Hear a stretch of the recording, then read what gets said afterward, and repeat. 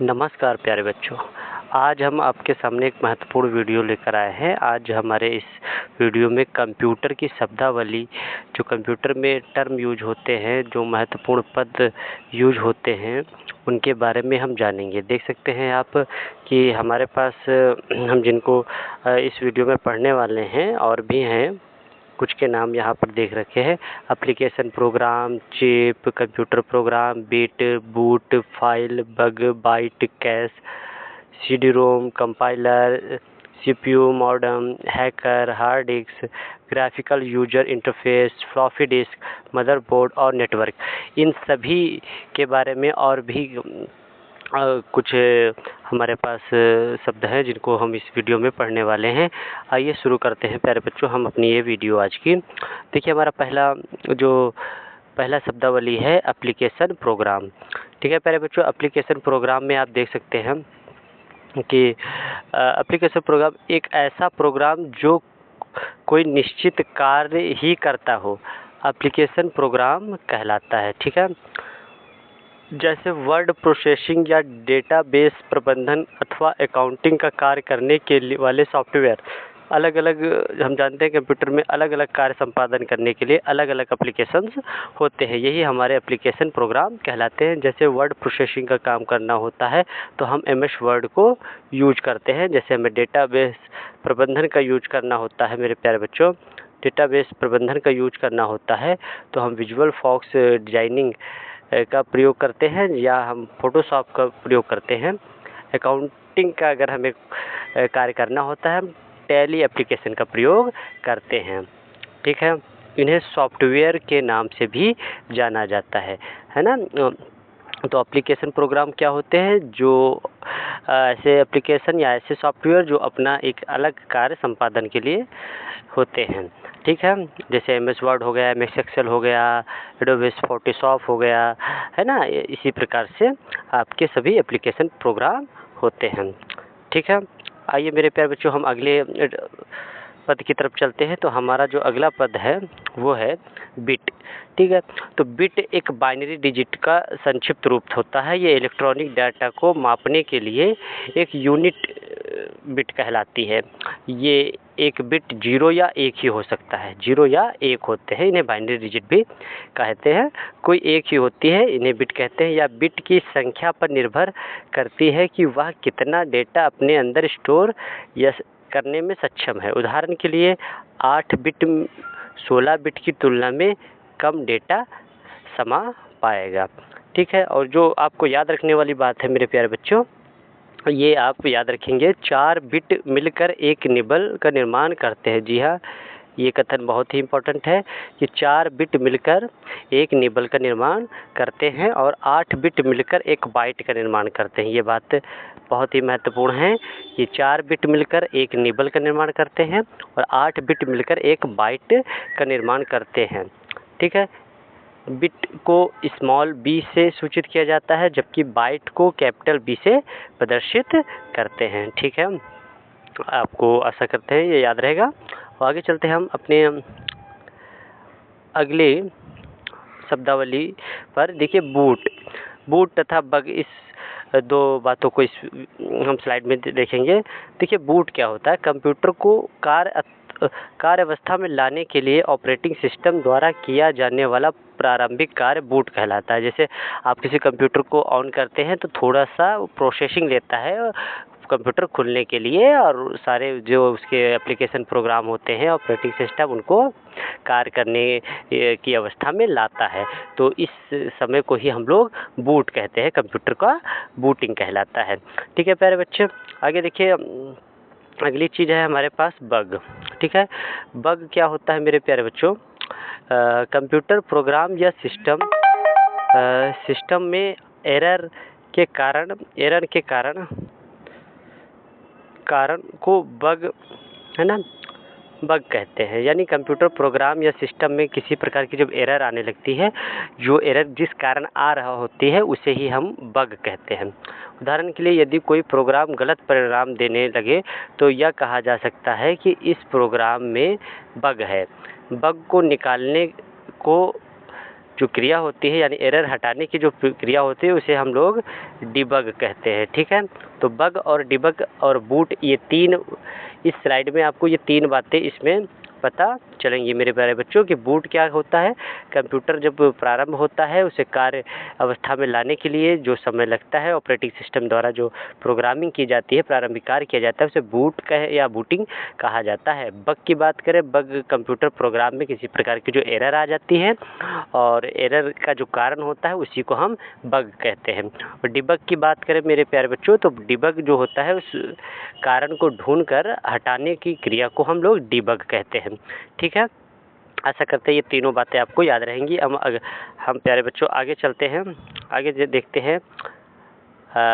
हम आगे देखते हैं तो देखते हैं कैश, है ना, ये एक प्रकार की मेमोरी होती है। तो देखिए यहाँ लिखा हुआ भी है, कैश मेमोरी का ही एक भाग है जिसे आज स्थायी स्टोरेज के लिए प्रयोग किया जाता है ना, कैश कहलाता है। इसमें वे डेटा रखे जाते हैं जिसकी बार बार ज़रूरत होती है, इससे कंप्यूटर प्रोसेसिंग गति में वृद्धि होती है। तो कैश एक प्रकार की मेमोरी है। ठीक है प्यारे बच्चों, याद रखेंगे। आगे चलते हैं हम अगले अपने टर्म की तरफ। अगला पद है हमारा सीडी रोम। ठीक है, देखिए आप चित्र में देख भी पा रहे होंगे। सीडी रोम क्या है? म्यूजिक सीडी जैसी ही सीडी जिस पर डेटा स्टोर किया जा सकता है, सीडी रोम कहलाता है। एक सीडी पर फ्लॉपी की तुलना में काफ़ी अधिक डेटा स्टोर हो सकता है। तो आप ये याद रखेंगे कि सीडी रोम म्यूजिक सीडी जैसी ही एक सीडी होती है जो डाटा स्टोर के काम में आती है। ठीक है प्यारे बच्चों, आगे चलते हैं। हमारा अगला जो टर्म है, अगला जो पद है वो है चिप। देखिए चिप क्या होता है? यह एक पतली चिप होती है, देखिए आप डायग्राम में भी देख पा रहे हैं, जिस पर विशेष प्रक्रिया से सर्किट बनाए जाते हैं। यह मुख्यतः सिलिकॉन से बनी होती है। तो ये याद रखिएगा, जो चिप होते हैं वो काहे से बने होते हैं? वो सिलिकॉन से बने होते हैं, ये बात याद रखेंगे। आइए आगे चलते हैं हम अपने अगले पद की तरफ। जी हाँ, हमारा जो अगला पद है प्यारे बच्चों वो है कंप्यूटर प्रोग्राम। तो देखिए कंप्यूटर प्रोग्राम के लिए कहा गया है, कंप्यूटर के कार्य निर्देशन के लिए निम्न या उच्च स्तरीय भाषा में लिखे गए जो आदेश होते हैं, उन आदेशों की श्रृंखला को ही हम लोग कंप्यूटर प्रोग्राम कहते हैं। जी हाँ, कंप्यूटर को कार्य करने के लिए उच्च या निम्न भाषा में जो आदेश लिखे जाते हैं, उन्हीं को हम कंप्यूटर प्रोग्राम कहते हैं। ठीक है प्यारे बच्चों, आगे चलते हैं, आगे देखते हैं हम कंपाइलर। कंपाइलर क्या है? कंपाइलर वह प्रोग्राम है जो उच्च स्तरीय भाषा को मशीनी भाषा में परिवर्तित करता है। ये बात याद रखेंगे, उच्च स्तरीय भाषा को मशीनी भाषा में परिवर्तित करते हैं, उसे हम क्या कहते हैं? उसे हम कंपाइलर कहते हैं। ठीक है, कंप्यूटर प्रोग्राम और कंपाइलर आप इस स्लाइड में जाने हैं। आगे चलते हैं हम प्यारे बच्चों, आगे तो देखते हैं हम अपना अगला टर्म जो है हमारा प्यारे बच्चों वो है सीपीयू। देख सकते हैं सीपीयू के लिए कहा गया है, सीपीयू का विस्तृत रूप बताया गया है कि सेंट्रल प्रोसेसिंग यूनिट इसका पूर्ण रूप होता है। यह कंप्यूटर का दिलो दिमाग कहलाता है। ठीक है, मस्तिष्क, अगर कंप्यूटर का मस्तिष्क पूछा जाए आपसे तो आप सीपीयू को कहेंगे। समस्त मुख्य प्रोसेसिंग कार्य यहीं से होता है। ठीक है, जैसे मनुष्य में आप मस्तिष्क को ले सकते हैं, उसी प्रकार कंप्यूटर का मस्तिष्क आप सीपीयू को मान सकते हैं। तो सीपीयू का पूर्ण रूप भी आप याद रखेंगे, सेंट्रल प्रोसेसिंग यूनिट। ठीक है प्यारे बच्चों, आइए देखिए आगे लिखा हुआ है कर्सर की। कर्सर की क्या होते हैं? कीबोर्ड पर पाए जाने वाले वे बटन जिन पर तीर के निशान बने होते हैं कर्सर कहलाते हैं। ठीक है, क्या कहलाते हैं मेरे प्यारे बच्चों? कर्सर कहलाते हैं। इनका प्रयोग स्क्रीन पर कर्सर को मूव कराने के लिए किया जाता है। ये देखिए आप यहाँ पर डायग्राम में देख सकते हैं और इस तरफ आप सीपीयू को देख सकते हैं। ठीक है प्यारे बच्चों, आप इस स्लाइड से दो शब्दावली को समझ चुके होंगे। आइए चलते हैं प्यारे बच्चों आगे हमारे अगली शब्दावली की तरफ। हमारा अगला जो शब्दावली है प्यारे बच्चों वह है फ्लॉपी डिस्क और गीगाबाइट। देखिए फ्लॉपी डिस्क के बारे में है, यह डेटा स्टोर करने के लिए एक माध्यम है। आकार में काफ़ी छोटा होने के कारण इसे पॉकेट में आसानी से रखा जा सकता है। आज आजकल अधिकतर जो 3.5 इंच आकार के फ्लॉपी डिस्क का प्रयोग किया जाता है। आजकल कितने इंच का आप बता सकते हैं? 3.5 इंच के जो आकार का फ्लॉपी डिस्क का प्रयोग किया जाता है, जिसमें काफ़ी कम डेटा स्टोर हो पाता है। ठीक है प्यारे बच्चों, आगे देखिए गीगाबाइट। 1024 मेगाबाइट को गीगाबाइट कहते हैं। तो 1024 मेगाबाइट क्या बनता है? गीगाबाइट। याद रखिएगा, 1 मेगाबाइट में 1024 गुणे 1024 बाइट्स होती है। आजकल हार्ड डिस्क का आकार भी गीगाबाइट में ही होता है। तो अगर आप प्रश्न बनता है हार्ड डिस्क का आकार काहे में होता है, तो आप बताएंगे गीगाबाइट में। ठीक है प्यारे बच्चों, आगे चलते हैं हम अपने अगले टर्म की तरफ। हमारा अगला टर्म जो है प्यारे बच्चों वो है ग्राफिकल यूजर इंटरफेस। यह एक विजुअल इंटरफेस है जो कि फाइलों, कमांड, सॉफ्टवेयर आदि को आइकन के रूप में दर्शाता है। इन आइकन्स को माउस जैसे किसी पॉइंटिंग डिवाइस के माध्यम से चुना एवं प्रयोग में लाया जाता है। ग्राफिकल यूजर इंटरफेस विंडोज वातावरण में उपलब्ध होते हैं, जिसमें से एक यूजर आइकन पर क्लिक करते हुए उसका कार्य करता है। देख सकते हैं आप, तो जैसे आप कंप्यूटर खोलते हैं बहुत सारे आपको आइकन दिखते हैं, यही आपके ग्राफिकल यूजर इंटरफेस होते हैं, जिन पर आप माउस की सहायता से क्लिक करके या किसी भी पॉइंटर की सहायता से क्लिक करके आप उस एप्लीकेशन प्रोग्राम का उपयोग कर पाते हैं। ठीक है, तो ये ग्राफिकल यूजर इंटरफेस कहलाते हैं। ठीक है प्यारे बच्चों, आगे चलते हैं हम। हमारा आगे जो प्रश्न है, अगला जो शब्द है वो है हार्ड डिस्क। हार्ड डिस्क और हैकर। हार्ड डिस्क के लिए देखिए कि मेरे प्यारे बच्चों, हार्ड डिस्क या डेटा स्टोरेज के लिए एक डिवाइस है जिसे सामान्यतः कैबिनेट के भीतर रखा जाता है। इस पर काफ़ी अधिक डेटा स्टोर किया जा सकता है, क्योंकि हार्ड डिस्क अलग अलग आकारों में आती है, अतः एक यूजर अपनी आवश्यकता के अनुसार इसका चुनाव कर सकता है। तो हार्ड डिस्क जो होता है ये डेटा स्टोरेज के लिए एक डिवाइस है, इस बात को याद रखिएगा। अब एक शब्द आता है हैकर। हैकर क्या होता है? जानबूझकर दूसरे का कंप्यूटर खराब करने वाला व्यक्ति हैकर कहलाता है। ठीक है, तो आगे चलते हैं प्यारे बच्चों हम अपने अगले टर्म की तरफ। अगला पद जो हमारा है वो है हार्डवेयर और मॉडेम। हार्डवेयर क्या कहलाता है? हार्डवेयर कंप्यूटर का भौतिक भाग, कंप्यूटर का वह भाग जिसे आप छू सकते हैं, देख सकते हैं आसानी से, लिखा भी हुआ है, छुआ जा सके, टच किया जा सके, वो हार्डवेयर कहलाता है। जैसे मॉनिटर, कीबोर्ड, सीपीयू आदि, है ना, ये हार्डवेयर है।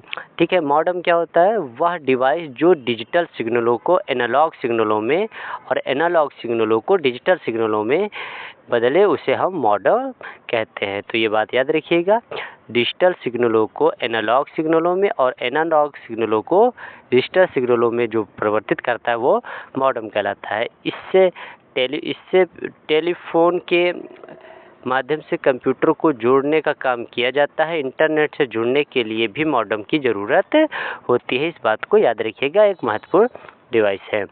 ठीक है प्यारे बच्चों, आगे चलते हैं हम अगले टर्म की तरफ। हम देख सकते हैं हमारा अगला टर्म है मदरबोर्ड। जी हाँ, मदरबोर्ड।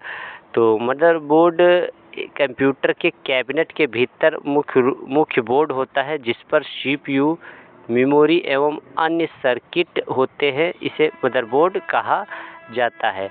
अन्य कार्ड भी हम इसी में लगाते हैं। ठीक है, तो ये आप चित्र देख पा रहे हैं मेरे प्यारे बच्चों, तो ये एक मदरबोर्ड है। मदरबोर्ड कैबिनेट के भीतर मुख्य रूप से लगा होता है, जिसमें सीपीयू, मेमोरी, अन्य सर्किट बने होते हैं, वे मदरबोर्ड कहलाता है। इस पर अन्य प्रकार के कार्ड को भी आप इंस्टॉल कर सकते हैं। आगे चलते हैं मेरे प्यारे बच्चे, हमारा जो अगला टर्म है वो है नेटवर्क।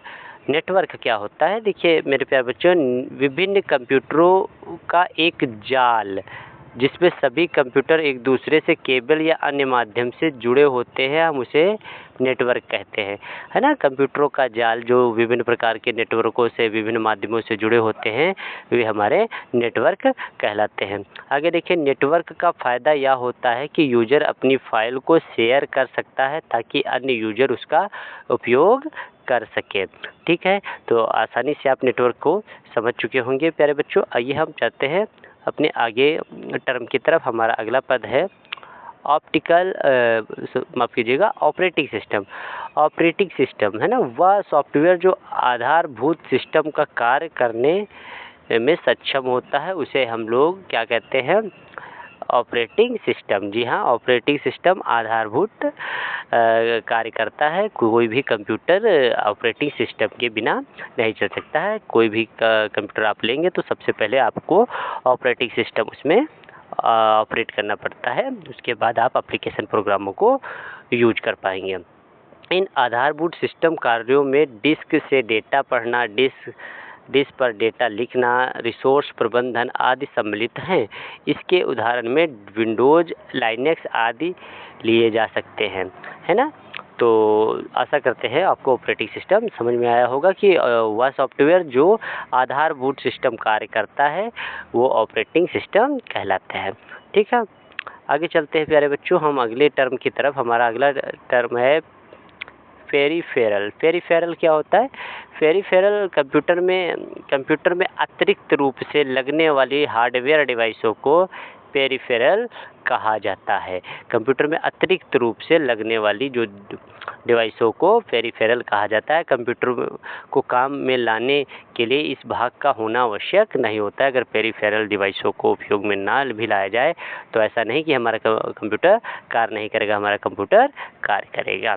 ठीक है, तो पेरिफेरल क्या होते हैं? कंप्यूटर में आप अतिरिक्त रूप से अन्य हार्डवेयर सब चीज़ें जो जोड़ते हैं वो हमारे पेरिफेरल कहलाते हैं। तो पोर्ट देखिए मेरे प्यारे बच्चे, अगला टर्म है पोर्ट। पोर्ट क्या है? यह एक कनेक्टर होता है जो बाय डिवीजन को मदरबोर्ड से जोड़ता है, जैसे कि पैरेलल पोर्ट या सीरियल पोर्ट या यूएसबी पोर्ट, है ना। पोर्ट एक स्थान होते हैं जिनसे हम किसी चीज़ को कनेक्ट कर सकते हैं, जोड़ने का काम करता है। आगे चलिए हम अगले टर्म की तरफ चलते हैं। हमारा अगला टर्म जो है वो है स्कैनर। स्कैनर तथा पिक्सल। स्कैनर देखिए प्यारे बच्चों, स्कैनर एक ऐसी डिवाइस जो कि ग्राफिक इमेज को डिजिटल इमेज में परिवर्तित कर देता है, वो हमारा स्कैनर कहलाता है। ठीक है, जो ग्राफिक इमेज को डिजिटल इमेज में परिवर्तित कर दे वो हमारा स्कैनर कहलाता है। पिक्सल क्या है? किसी भी इमेज का सबसे छोटा भाग हमारा पिक्सल कहलाता है। ठीक है प्यारे बच्चे, तो दो टर्म इस स्लाइड में कंफर्म होते हैं आपको, स्कैनर और पिक्सल। आगे चलते हैं प्यारे बच्चे, हमारा आगे जो टर्म है वो है रैम और रोम। ठीक है, ये मेमोरी होती है मेरे प्यारे बच्चों कंप्यूटर की। देखिए रैम क्या है? रैम का पहले पूर्ण रूप जान लेते हैं। रैम को रैंडम एक्सेस मेमोरी कहा जाता है, यह आप उसको याद रखेंगे। यह एक स्थान है जहाँ पर प्रोसेसिंग का काम आने वाले डेटा को अस्थायी रूप से लिया जाता है। यह एक अस्थायी मेमोरी है। देखिए यहाँ से आपको दो बातें आपको बहुत ही ध्यानपूर्वक याद रखनी है कि जो रैम होता है आपका वो एक अस्थायी मेमोरी होती है और रैम का full form random access memory होता है। रैम एक अस्थायी मेमोरी है और इसका पूर्ण रूप रैंडम एक्सेस मेमोरी है। ये दोनों बातें आप याद रखेंगे। रोम के साथ क्या है? रोम का जो पूर्ण रूप है वो है रीड ओनली मेमोरी, देख सकते हैं। और यह मेमोरी स्थायी होती है, जो विद्युत आपूर्ति ठप हो जाने के बाद भी उसमें का डेटा आपका लुप्त नहीं होता है, जबकि रैम के साथ ऐसा नहीं होता है। ठीक है, आशा करते हैं रैम और रोम आपको वाली बात समझ में आ गए होंगे। चलते हैं प्यारे बच्चे हम अगले अपने पद की ओर, जो हमारा रिबूट है। देखिए हमारा रिबूट है। रिबूट क्या होता है? जहाँ बूटिंग से, देखिए आप बूट पढ़ चुके थे, जहाँ बूटिंग से आशय कंप्यूटर को बंद अवस्था से जागृत अवस्था में लाना होता है। कंप्यूटर बंद पड़ा होता है, हम स्टार्ट करते हैं तो पहले वो बूटिंग होता है, यानी शुरू होता है, तैयार हो रहा होता है। लेकिन वहीं पर रिबूट क्या है? रिबूट से आशय कंप्यूटर को दोबारा स्टार्ट करने से, कंप्यूटर चल रहा हो, हम किसी कारणवश हमारे जो एप्लीकेशन प्रोग्राम है वो बीच में कार्य करना बंद कर दे, या कोई सॉफ्टवेयर हम इंस्टॉल किए हों और या अनइंस्टॉल किए हों, उसके बाद हमें सुचारू रूप से कंप्यूटर को चलाना हो तो हम उसे रिबूट कर देते हैं। ठीक है प्यारे बच्चे, तो रिबूट आशा करते हैं आपको समझ में आया होगा। आगे चलते हैं हम अगले टर्म की तरफ। देखिए हमारा अगला टर्म जो है प्यारे बच्चों वो है वायरस। वायरस, तो वायरस क्या होता है? देखिए प्यारे बच्चों, यह एक सॉफ्टवेयर है जो कि कंप्यूटर के डेटा को नुकसान पहुंचाता है। मतलब वायरस एक प्रकार का प्रोग्राम ही होता है, एक प्रकार का सॉफ्टवेयर ही होता है, लेकिन इसका काम क्या होता है, ये हमारे डेटा को नुकसान पहुंचाता है। ठीक है, इसका काम नुकसान पहुंचाना है, और इसलिए वायरस मुख्यतः ऑपरेटिंग सिस्टम की फाइलों को नुकसान पहुंचाने की कोशिश करता है। ठीक है प्यारे बच्चों, तो आज आशा करते हैं आपको ये जितने भी टर्म हैं कंप्यूटर से जुड़े हुए आपको पसंद आए होंगे, और आप इन्हें एक बार पुनः अभ्यास कर लेंगे तो आप ये सारे ही कंप्यूटर्स के जो इस यूज होने वाली शब्दावली है आपको स्पष्ट हो जाएंगी। आशा करते हैं आपको ये वीडियो पसंद आई होगी। आज के लिए इतना ही, धन्यवाद।